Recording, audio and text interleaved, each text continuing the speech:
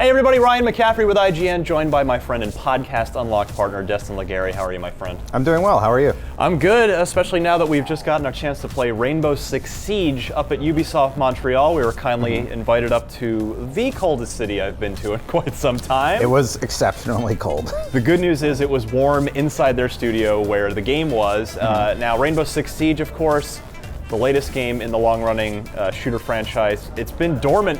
7 years? 7 years. 2008 was the last time, was Vegas 2.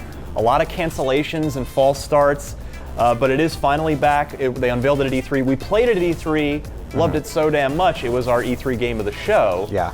But it's been underground for, under ice for 9 months. And we got a chance to get a sneak preview of it. What did you think?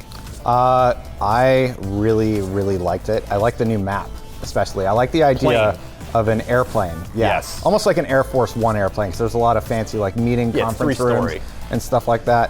What about plane was awesome to you? Well, you kind of talked about it right there when you said there's 3 levels to it. So there's strategies for every section of the plane. Like if you're in the cockpit area, then there's different ways to get there. If you're in the middle area, you got to cover 2 different spots where people can be penetrating your defenses, especially if you're on the defenders, Yeah, I gotta admit, I loved plane, although when they first said that, one of the levels is plane, I pictured hot jumping the team into in air, in mid-flight, and to pick a point on the plane to breach and infiltrate, and then be able to shoot holes in the side of the plane from the inside, creating little vacuum pockets, and the guys could potentially get sucked out. And then if you none of that's in the game. If you got to the hostage, you could just throw an oxygen mask on the hostage and jump out to safety and win.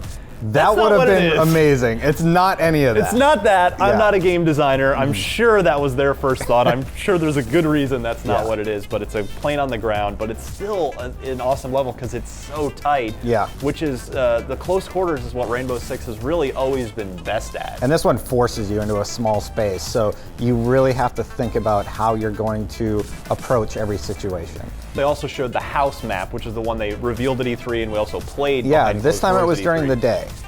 You don't like that. I don't like that. I think a house is creepier at night. True. And the daylight really showed how it doesn't look that good. Well, visually, yeah, it seems like a step down from what we saw before. I went back and looked at the E3 demo, and it's definitely not. Now that's like a polished up slice of what the full game's intended to look at. They call it a vertical slice. That's the industry terminology. The closed alpha, to be fair, it's very clearly labeled alpha. Yeah. But yeah, it did not have the same visual punch. And that's where I really noticed it, because the textured walls are literally just like a red wall. There's not much else to it. There's no pictures on the walls or anything. Yeah, the smoke and the lighting effects were nowhere near what they were at E3. And nighttime not only helps cover that up, but it also gives you a different ambiance than daytime. Yeah. Daytime you feel safer, nighttime, it's a little creepier. I mean, I guess you figure hostage situations can occur at any time of the day. True. But nevertheless, yeah, I'd be curious. Also, the hostage was a male.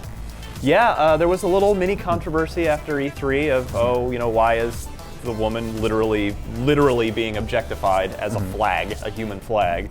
And so perhaps in response to that, or perhaps not, we don't really know for sure, but yeah, the flag, the hostage, is just a generic guy now. Yeah.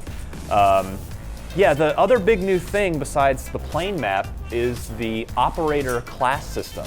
Oh, these are really exciting. Yeah, there are 20 total in the game.